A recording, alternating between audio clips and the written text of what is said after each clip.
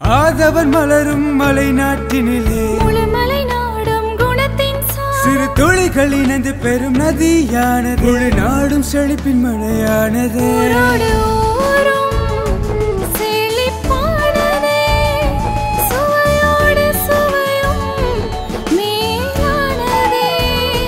வெச்சிடும் வண்ணம் கரங்கள் நிறைய உயரத்தினால் நாட்டைய வென்றதே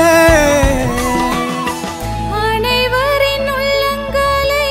வென்றே பசுமை பொங்குதே நாடெங்கிலும்